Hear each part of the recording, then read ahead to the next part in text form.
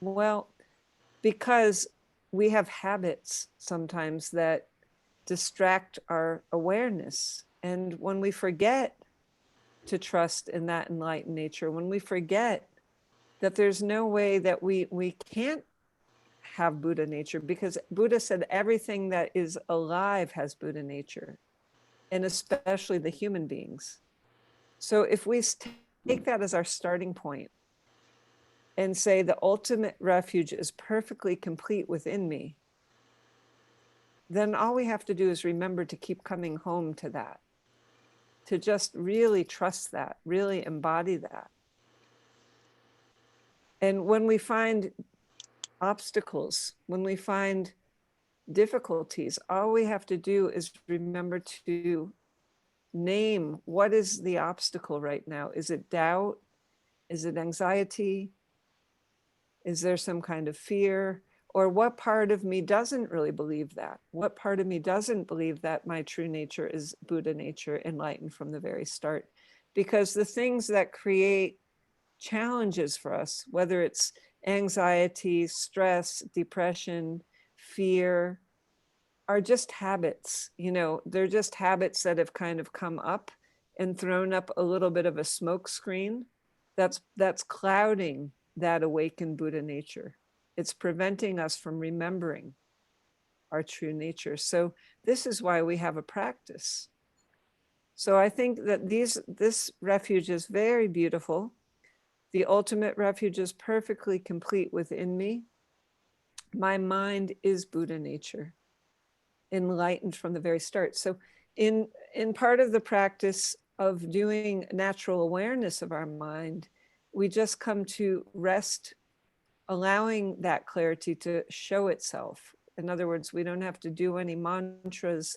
We don't have to do any guided meditation. We just rest and allow that natural awareness to come up. Thoughts are even part of the awareness, because if we had no natural clarity, we wouldn't be able to think. So awareness is consciousness itself. Are you conscious right now? Are you conscious right now? Do you feel conscious? If you're conscious, raise your hand. If you're not sure if you're conscious, raise your hand. If you think you're not conscious, raise your hand. So in every case, whether you say, yes, I'm conscious, or I'm not sure if I'm conscious, or I'm not conscious, actually you are conscious, because even if you think you're not conscious, you need a consciousness to think that you're not conscious. So we all have consciousness, of course we do. And that very consciousness, even the one that doubts, that says, geez, I really don't know if I'm conscious, I've never thought about it, that is consciousness. So we don't have to worry about it, we have it. Sometimes, of course, our dear teacher, Jetsuma Tenzin Palmo, sometimes she says it's so simple that we don't believe it. It's so easy and simple that we don't trust it. We think it has to be more than that. But of course, we all have it. We have consciousness, we have bodhicitta, we've taken refuge in the Buddha, the Dharma, and the Sangha. We're practicing. And, essentially, we are good human beings. We are not perfect yet, but we are working towards perfection. We're accepting that, life has challenges, but that's okay. Everything that has a challenge helps us also to see that we have the capacity to meet challenges. We've all done that already. We've all, started off as babies, and we were able to learn how to feed ourselves, how to dress ourselves, how to go potty by ourselves, how to ride a bicycle, how to write with a pen or a pencil, how to read a book. We have so many talents that we didn't come into this world with, but that we learned. And Dharma is no different. So we have to just remind ourselves in these testing times that, we're up for the challenge, because we've met all these other challenges already along our path.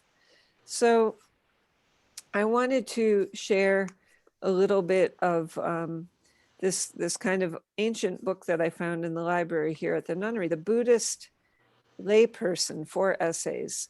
And part of it is talking about, here in India, when the Buddha was starting on his path, things were pretty dire. There was active casteism, so people were born as untouchables. The caste system you were born into meant that that's what you had to be your whole life. The situation for women was dire, and the health situation was dire. This is 2,600 years ago. We can imagine, because, some of us are in India now, some of us have visited India. It's still a tough place for many, many beings.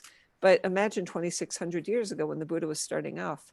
So in this way, the Buddha was very brave to imagine a different future, imagine a different purpose, and imagine that he himself as a human being was up to creating these kind of revolutionary, evolutionary changes.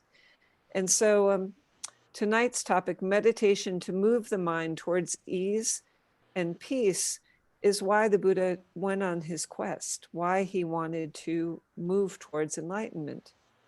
And so his thoughts were really very evolutionary, very revolutionary, because he challenged his whole society. He said, actually, the caste system doesn't exist anywhere. It was just created by people's thoughts. Women are not lesser human beings to men, because that's just human thought. Actually, human beings are equal. They have the same kind of a body. They each have consciousness. They have a mind. His main disciple said, are actually, are women capable of enlightenment? He said, of course, yes, they are. And this was radical for him to be saying these things. But because he saw the truth of it, he spoke it.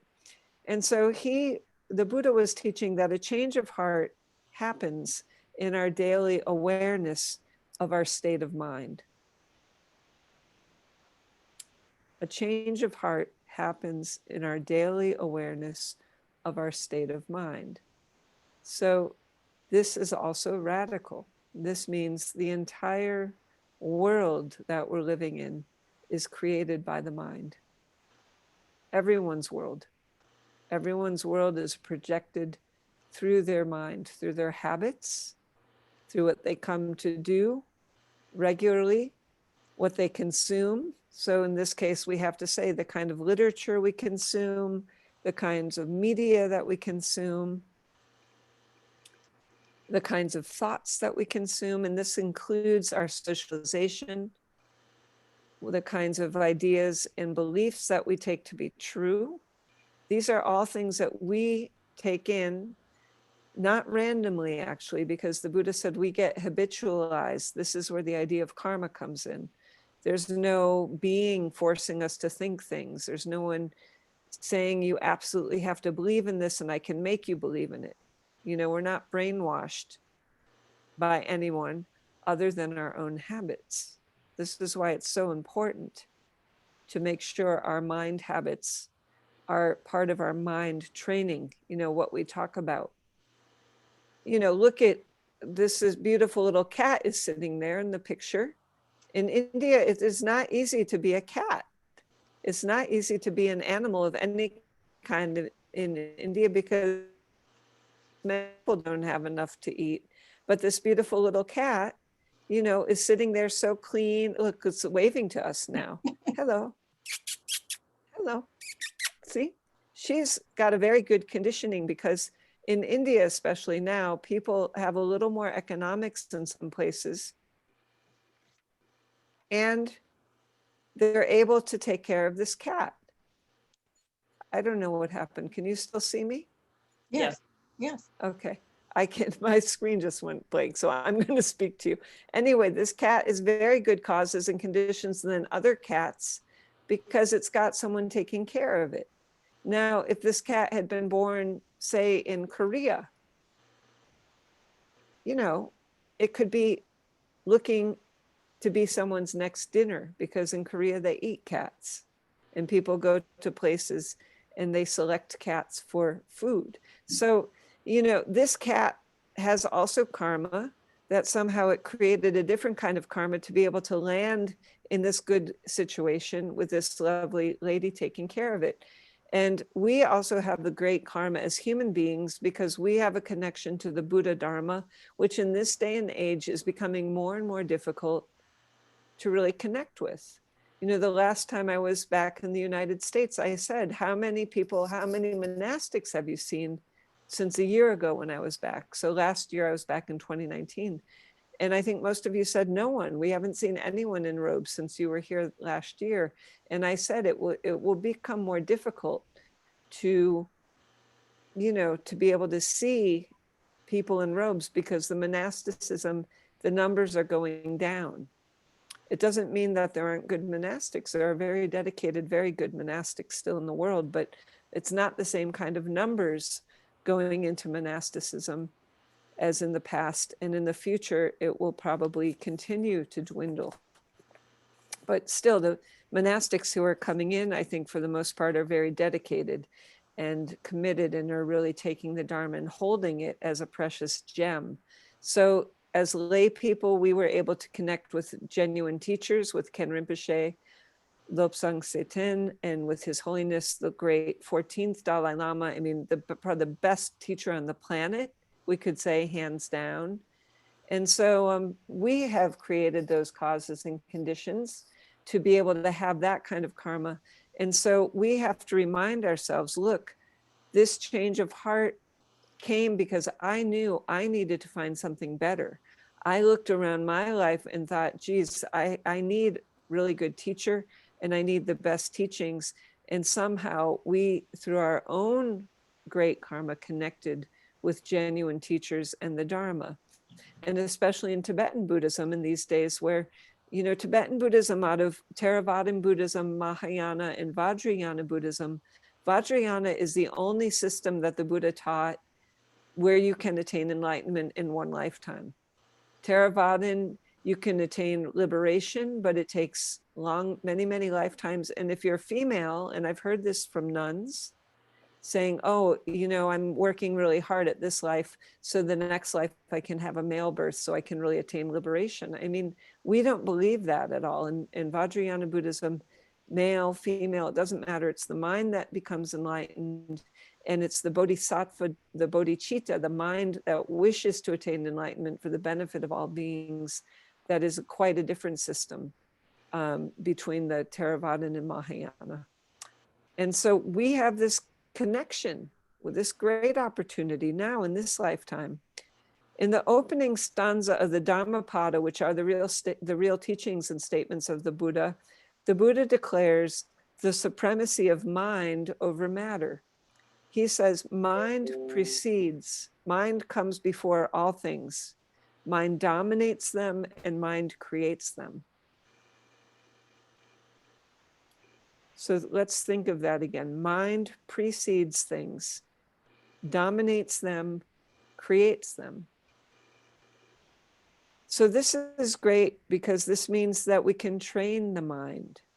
We can train the mind to tame the mind, to become more conscious, more aware, more peaceful, more calm, more trusting. And as we do that, those states of depression, of anxiety, of fear will start to decrease because the mind will start to clarify and start to strengthen by its own confidence, coming to know its own clear light nature. That's like space. Nothing can destroy it. Think of the quality of space. Airplanes can go through it, birds can go through it, clouds come, storms, hurricanes, tornadoes, rocket ships, even nuclear bombs have gone off in space, but nothing can destroy space. Nothing can destroy space. So this is the nature of our mind. This is what we want to remember. This is the real essence of who we are. This is what the Buddha called the deathless. And when we can connect with that, these other states of mind that are not helpful, that have come through habitual worrying, fear, anxiety, stress, because those are messagings that we've taken in, and then they just kind of loop through. Once we start to take those and replace them with the healthy states, those other ones lose their power. They lose the capacity to have any kind of an influence over our state of mind. So when we become more aware, the awareness of the mind itself, of its clear light nature that is radiant, beginningless and endless like space, we can come to rest in that awareness, rest in the natural clarity, rest in the natural awareness. And so we can see how we become the conscious creators of our reality. So mind over matter, mind coming before everything, means when we start to make more conscious choices of what we're going to consume, what we're going to put into our mind, what kinds of thoughts we're going to take in, what kind of programming we're going to allow ourselves to take in, we're going to be able to feel much more empowered to make sure the way we do with our bodies, like we take our vitamins, we take our foods, we're careful about that, we drink clean water, we eat healthy. It's much more important to do that for the mind. It's much, much more important. Because the mind even affects the body. You know, His Holiness was talking about this last month when he was talking in the Mind Body Conference about how important it is now that they're doing research about how important our states of mind are for our immune system. It's not the other way around. It's not if we have a healthy immune system, then our mind feels happy. If we have a healthy immune system, we don't even think about it because we just take it for granted. It's when things start to go bad that our mind starts to get stressed out, and then we think about it. So if our mind is healthy and happy, then we can say, oh, that's great. Now my body's feeling really good. And my choices about, what I'm going to eat are really good. Then everything comes together. But if our body starts to get upset and then our mind is very much then connected to feeling like, oh, I don't know what's going on, the body's getting sick, then the body's controlling the mind. It should be the other way around. So then even if the mind is at peace and at ease, like, 2 years ago when I had my gallbladder attack, and I was just so happy that I had the support. I was there. I could get, eat my simple grape diet that everyone was worried about. I was eating those grapes like 7 times a day at whatever it was, but I couldn't really eat normal food because of the gallstones. My mind was very peaceful through all that. And it made it much easier to go through and deal with the body, and I like to eat good, healthy food. I get pleasure from eating simple vegetarian, but foods that I like. But when I really had to modify the diet, I wasn't really unhappy or suffering because of that. Even just eating some grapes for those many days until I had the surgery. So anyway, the mind is the thing that we really need to do the mind training. It's much more important. And once when I was at a talk His Holiness gave in Foxborough down in Boston, south of Boston, he was saying to everybody during that talk, look, in America, you put so much attention in your physical well-being, you go to the gym and you do yoga and you do exercise. But if you lost the capacity of your physical health, but you had done a lot of mind training, you would still have a very happy, peaceful, good life. But if you had a very healthy body, but you lost your mental health, your physical health wouldn't really help you too much. And now we can really quite see that through this stress of this time that we've been living through. That, even if people have had good physical health, in other words, they haven't really gotten sick from COVID, but they've had to be confined, because that confinement and that fear and worrying, without a practice of having some meditation and having some solid mental health, it can really start to eat away at our physical health. So we need to keep coming back. This is why we do mind training in our practice, why it's such a foundation in Buddhism, especially, that we really rely on. So we want to keep that as our foundational practice, but we also want to think about the benefits to ourselves and to others. If we're making really good conscious choices, not only are we benefiting directly from our own peace of mind, but we're starting to build benefit for the society, whether it's the people that are in our immediate environment, people we meet at the stores, I remember last year when I went to the grocery store in Maine, I hadn't been to that Hannaford's until I think the year before I was there getting something. I saw one clerk at the checkout counter. Of course, I'm easy to remember because she's not seeing many people like this, but she said, I remember meeting you last year. How are you? How is India?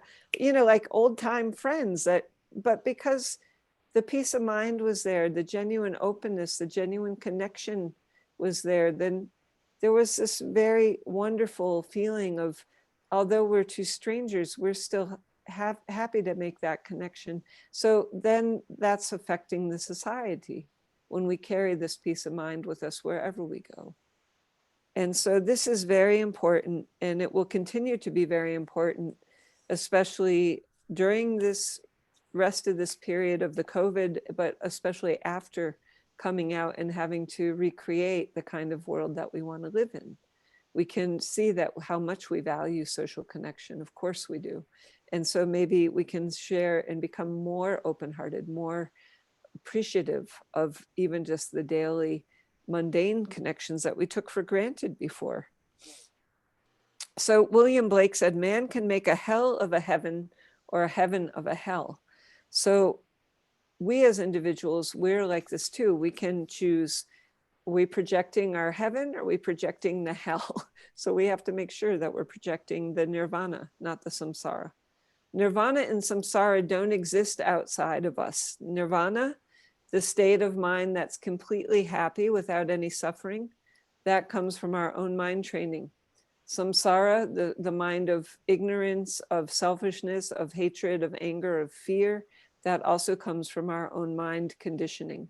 So we can say mind training or mind conditioning. It's meaning the same thing.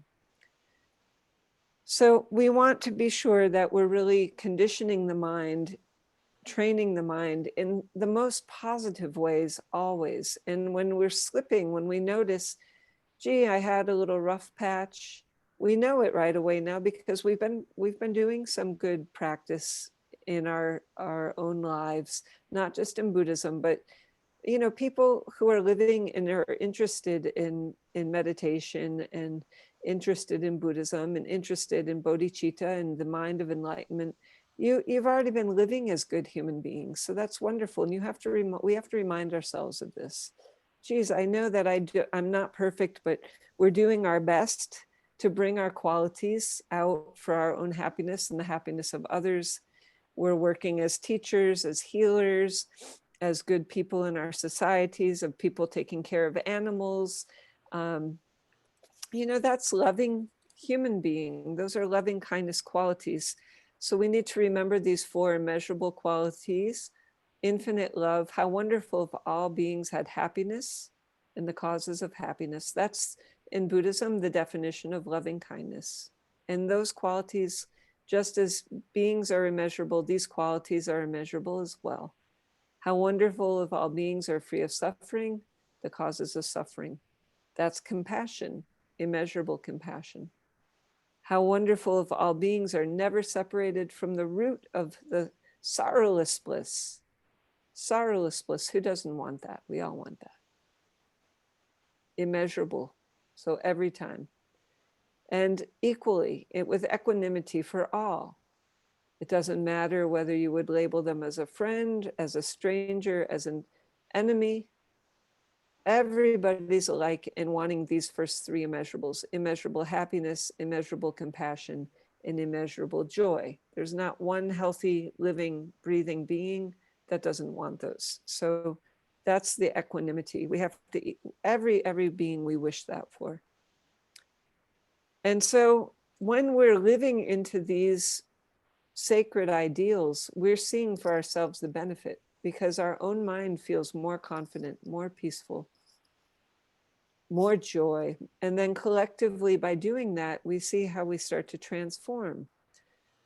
And the Buddha was radical by teaching these ideas. He was teaching what matters is not the womb from which one was born, not the womb of your mother from which one was born. It doesn't matter the societal class or caste to which one was born into. What matters is the moral quality of one's actions, the moral qualities of one's actions, because as the tree is judged by its fruits, so shall a person be judged by her deeds. So this was radical thinking for him to say these things, because in his world, as difficult as it is for us to imagine, but we can imagine it because we know racism is still a problem, sexism is still a problem. People are still discriminated or judged by their color of their skin or by their gender, but it's becoming better because people are naming it as a problem, saying, no, that's not right. And you see that some people don't want to hear that change, but the Buddha was talking about this 2,600 years ago. So let's not think it's going to happen overnight, but let's feel like, wow, great. But in my mind, that just seems very clear that these things are not at all what makes us Buddha in our true essence. What makes us Buddha in our true essence is the quality of our mind. And we know this. It's not our skin color, it's not our class, it's not our gender, it's not our political affiliations, none of these things. So in this way, if we already know this, then we can say our minds have already been doing some big work. We're born as good human beings. We're in touch with something that's immortal, the deathless quality. The Buddha said, in this way, the doors of the deathless and the unconditioned freedom beyond. So this is the idea of that space, the unconditioned freedom beyond, of social freedom here on earth. These doors were thrown open to all, meaning everyone that's alive, everyone that can feel awareness, think for themselves, contemplate. It doesn't matter of their caste, their class, their gender, their color. Everyone is capable of connecting with the deathless, with the awakened state of awareness that can choose to live in the highest moral qualities, warm-hearted, compassion, sorrowless bliss. You can rest there. That is your nature. So in Buddha's teachings, all humans, sentient beings unite now. They lose the identity of separateness, because he said every living conscious being, even that little white kitty, even the fluffy Clarence, even Dharma and Sangha, the doggies at Janet's, every living creature has this nature. And Buddha saw that at some point in some lifetime, every creature would take a life form that would enable that creature to recognize it. So how much closer could we feel ourselves to be to our own Buddha nature as good human beings? So we have to feel confident. We have to feel inspired by that. So he said, we lose identity even as waters of river that flow into a sea. So what he's saying here is that it's not, there's one pervasive Buddha nature that is moving through everything, and we're appearing individually as separate and different from each other, and we do have different personalities. That's true. He wasn't denying that. We all have our own karma to move and flow, but where we're going to end up back into is the Dharmakaya, the whole essence of the truth body of the Buddha that expresses itself in all this. It's a unity that shows itself in diversity. And we can feel that, if we contemplate this, that we can see that that's the case, that there really is no separateness of consciousness, that awareness just is expressing in many different levels. So some of us have been teachers, and we might say we all have diverse learning styles, we all have diverse capacities, but we all can learn. So we're all somewhere on that learning curve towards our Buddha nature, towards our Buddhahood. And how wonderful that is. It really is wonderful. And so we have to remind ourselves of that, especially when, when we maybe forget it, that we have to come back to it and reestablish ourselves as saying, yes, it is that way. Why would I doubt that? So no one's going to do that for us. It's not like the Buddhas and Bodhisattvas are going to show up and say, oh, yes, yes, great. You know, you really are a Buddha. We have to do that ourselves. The Buddha also said that the Buddhas and Bodhisattvas can only point the way, but you yourself must walk it. So that, in that way, you know, they've thrown the doors open to the deathless, to our immortal essence, to our primordial purity, but we have to walk through those doors. So for the Buddha, all humans are one. They all belong to the one species. The social classes and castes, races are nothing but functional or occupational groupings. They're not fixed and they're not inevitable. They are divisions of society, human-made, subject to change, and they result from social and historical factors. And so this time that we're alive in right now is a huge time of great social change. It's difficult, it's true, but it's also full of opportunity and full of possibility. So as all beings will always meet in any lifetime challenges, that's part of being alive. We can feel that now we have challenges. We've seen the truth that we don't want to be operating under ignorance, attachment, or hatred, hatred, aversion. Those three poisons we don't need, but the Buddha said, but the good thing is they're not part of your real nature. They can be taken out of your diet, of your mental diet. They can be removed.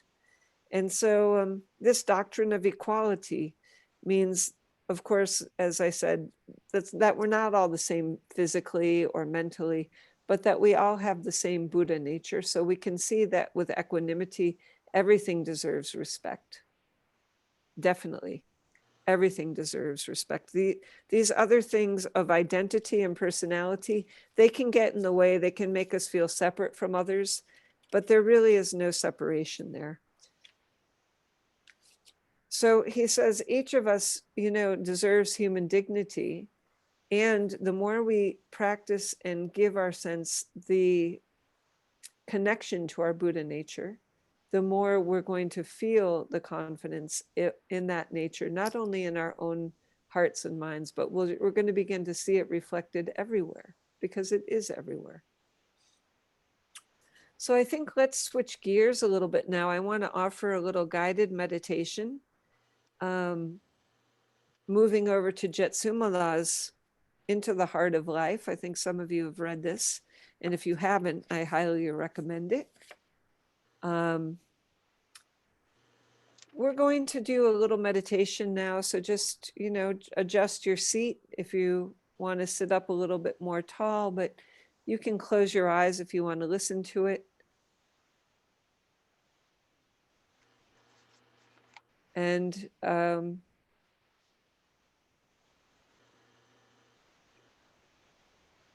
just feeling like this is for what's called natural awareness. So you can do this in whatever place you're in, sitting on your cushion or in a chair, just sitting up straight. The important thing is keeping the back straight, feet flat on the floor. So we can relax the neck by bringing the shoulders up and then dropping, bringing the shoulders up and dropping. Can roll them a little bit. Just make sure you're just letting any kind of tension go that might be there. So that's a good way to check, just to release. Okay, now just relax. Focus your attention on the coming and going of the breath. Of course, the breath is a good focus for practice because there's a strong connection between our breath and our state of mind.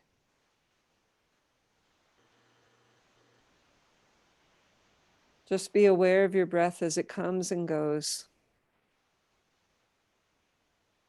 With the breath as a focus, you're present.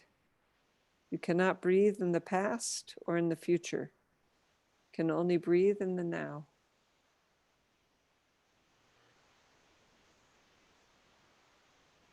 And really enjoy the breath. Sip it in and let it fill the whole body, all the way down into the belly, the diaphragm, below the belly button. Imagine it flowing all the way down and through the feet and the big toes. really circulating and relaxing the whole body.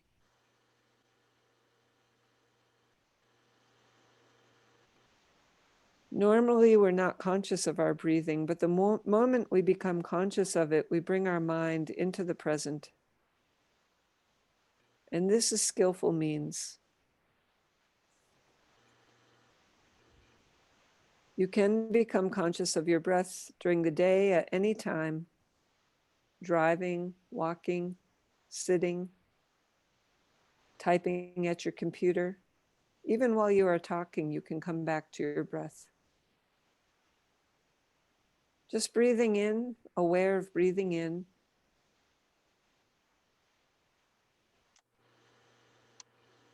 Breathing out, aware of breathing out.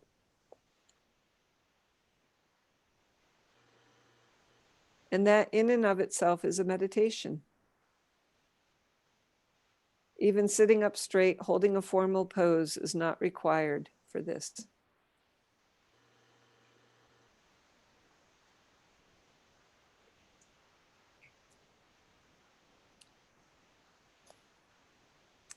According to the Tibetan tradition, one should be able to keep the mind one-pointedly on 21 breaths without being distracted. Thoughts are no problem. Following after and identifying with thoughts, this is the problem. Thoughts in and of themselves aren't good or bad, and we don't, when we meditate, have to try to stop thinking. Thoughts are just expressions of energy. They're just little impulses of energy. But the problem is when we start to believe everything we think, and we don't have to do that. We can notice, oh, there's a lot of thinking going on right now. We don't even have to say, I'm thinking. Just notice there is thinking going on. And then choose, but thinking is not breath, and come back to breath, just breathing in, breathing out. And just accepting if thoughts are there, accepting thoughts. If some physical sensation that wasn't on the radar before comes up, just accepting whether it's positive, negative, or neutral physical sensation, that's also not breath. Letting it maybe come into awareness, but then coming back to breath.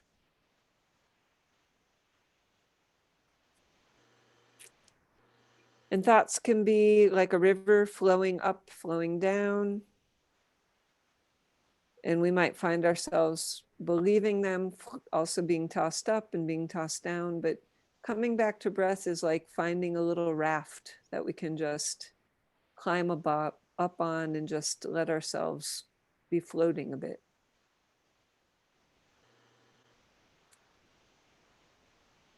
So as we step out of the current of the river and focus our attention on the breath, we stay with the breath as it rises and falls, and the breath becomes a much more peaceful, as I said, raft or kind of safety. And we start to find that there's some peace there.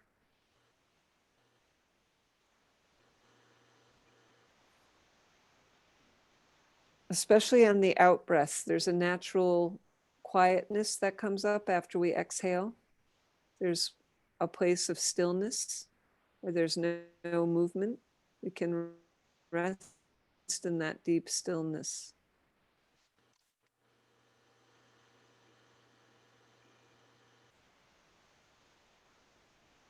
So as you breathe in, you may count 1. As you breathe out, you can count 2. And if there are thoughts, just don't give them any attention. If you by chance jump back into the river and get swept along, just climb back up onto the bank. You can say that the prepping is first you were on a raft, but now it's gotten you over onto a nice solid shore and you're just resting there. And you can just start over again, breathing in 1, breathing out 2, and just letting yourself stay with it, not getting upset, not getting frustrated if you have to begin again, just letting it be a practice.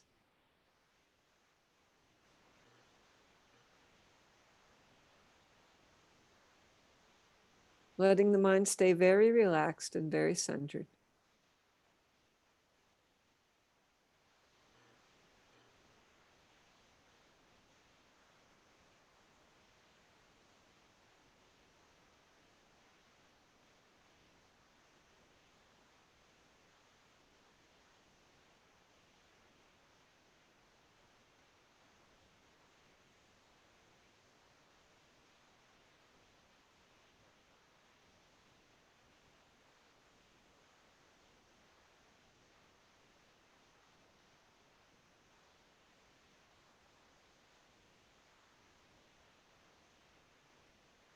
And that's all we have to do, is letting the mind stay concentrated on the breath as it comes in and on the breath as it goes out. Now, this counting up to 21 is a very good way to begin any meditation practice. It's a very good way to bring a very conscious, focused practice if you're in a moment of distress, if you have pain, or if you have upsetting news, or sometimes people suffer from panic attacks. Then this counting aspect is very good because it lets the mind really focus very strongly on something. When you start to count something, we all know how to count when we need to pay attention. And so if we use that on the in breath and the out breath, it's even more strongly anchoring the mind. But after we do the initial round of 21, if we're just in a meditative practice of maybe sitting for 10 or 15 minutes, we can stop counting if we've made it up to 21 without losing count, and then just stay focused on the breath of breathing in, aware of breathing in and breathing out, aware of breathing out, and then let ourselves go into our meditation where the mind is just can move on to another practice of maybe the clarity of the mind itself, or maybe some Vipassana insight practice of taking the idea of, where is the mind, or breathing in and breathing out, who is breathing in, who is breathing out, using some Vipassana to investigate states of mind.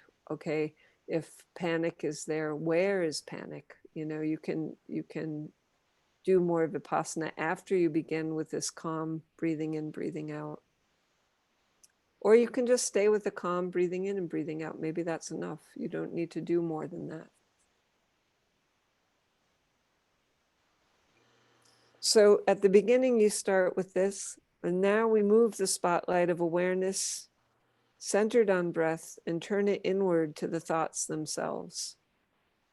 Our thoughts are constantly flowing by, moment to moment to moment.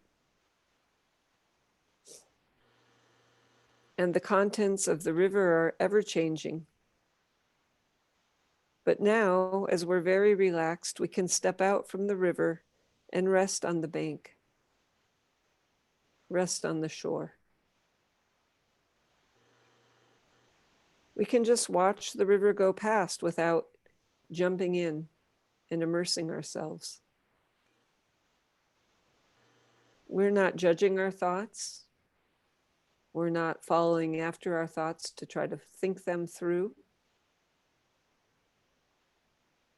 We're not labeling them, oh, this is a clever thought. Oh, this is a bad thought. This is a terrible thought. We're just aware that the contents of the river are ever changing.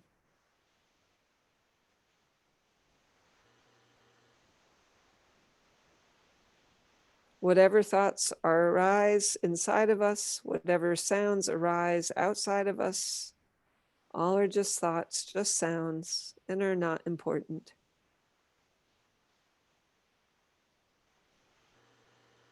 What is important is the knowing quality, is the awareness, the consciousness.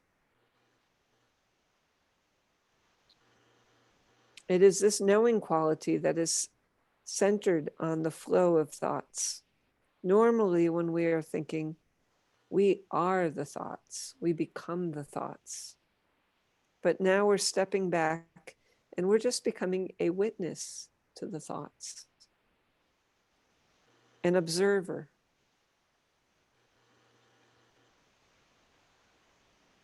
So there's the thought current, and there is that which is aware of the thought current. Do you understand? Keep the mind very relaxed, but very centered. You're just seeing the thoughts as they flow, but not becoming involved with them.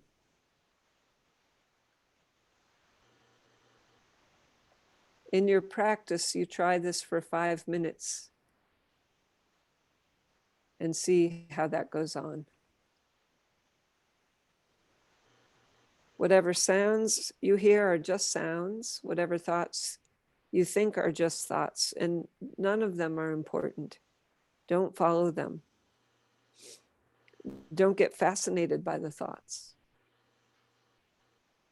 Don't get depressed by the thoughts. Don't get anxious by the thoughts. Just have awareness that these are just thoughts. Just keep sitting on that solid riverbank with that awareness. And see if you can make a separation in the mind between the flow of thoughts and the awareness that knows. See if you can make a separation in the mind between the flow of thoughts and the awareness that knows. So step 3 is the easiest step of all. You just rest in that awareness. That's it. This is what Jetsuma means when she says it's so easy, people don't believe it. But you now know that you have the awareness, you've identified it, you've isolated it, you've separated it. It's not the thoughts themselves, it's that which is aware of the thinking. And there's just absolutely nothing to do once you have that awareness. The only thing to do is just stay aware of the awareness. That's it. And just rest there. Just rest the mind.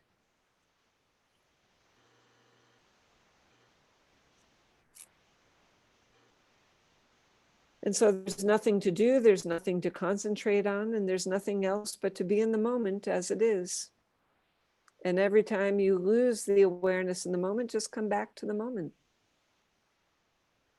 I know we want to make it much more than that, but it doesn't have to be at all.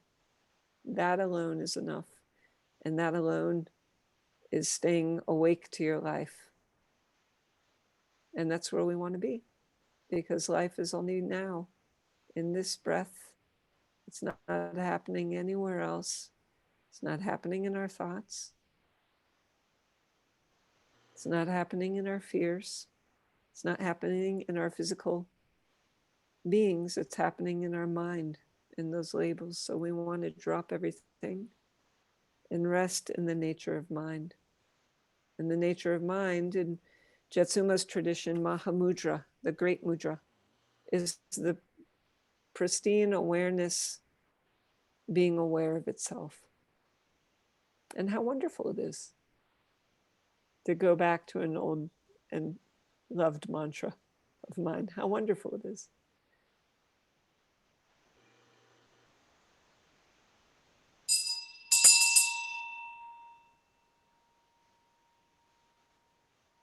So meditation now, but we're not coming out of the awareness. We're just going to do a dedication and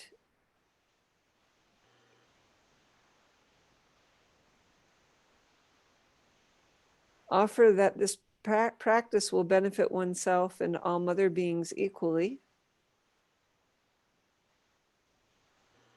by dedicating the virtue of having done this practice to the benefit of all beings. That virtue is never lost or diminished. Through dedication, all beings benefit from our having done this practice. With the Buddhas of the 3 times and 10 directions, along with their offspring as our witnesses, we dedicate the virtue to the welfare of all others. We dedicate all the virtue we have gathered throughout the 3 times, along with the virtue of the victorious ones, the bodhisattvas and all beings, following in the footsteps of the Buddhas and their heirs to the lasting happiness of the infinite number of beings. May we all attain Buddhahood for the benefit of every sentient being.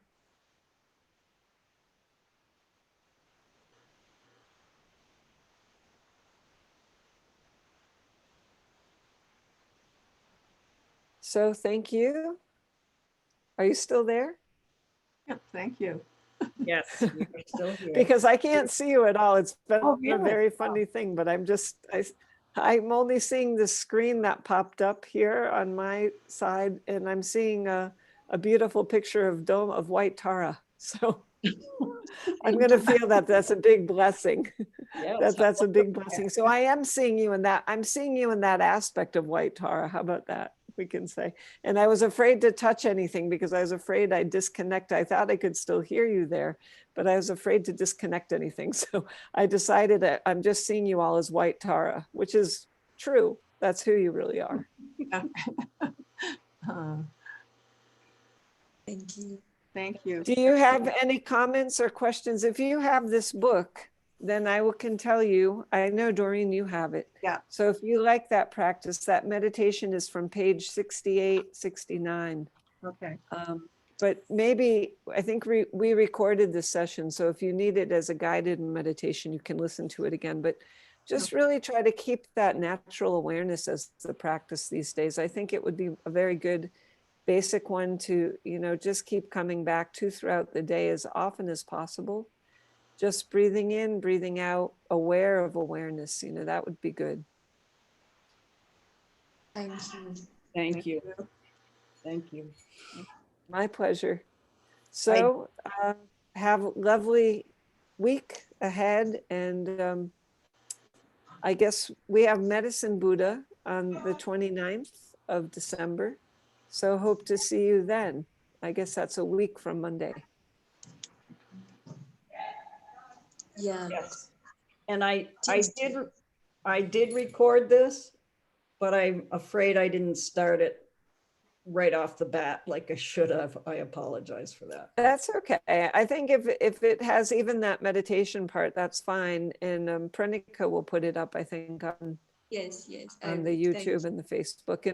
And it seems sometimes many hundreds of people are watching it. So that's very beneficial. So I'm so glad that we're able to practice together this evening. And I really know that this practice will bring you benefits. And I hope it did already in this short time that we did. And may our practice benefit self and others until samsara is emptied. When is the Medicine Buddha Puja again? It's the 29th, is it, Janet? Monday? Yes. And I will send out another notice. Oh, okay. Oh, you're going to send it out. Okay. All right. But, Yeah, I think it's in the evening that time the because it's a evening? Monday. Yeah. yeah. Okay. All right. Yeah. And for India, it will be early. I think it will be like at 5 a.m. here. That's okay. Yeah. Okay. All right. Early riser. How wonderful it is. How wonderful it is. It is. It's all wonderful. Not just all good. It's all wonderful. Oh, wonderful. Truly. Thank you so much. Okay. Thank you. Thank you. Okay. All right. See you. Bye. Okay. See you Bye-bye. both.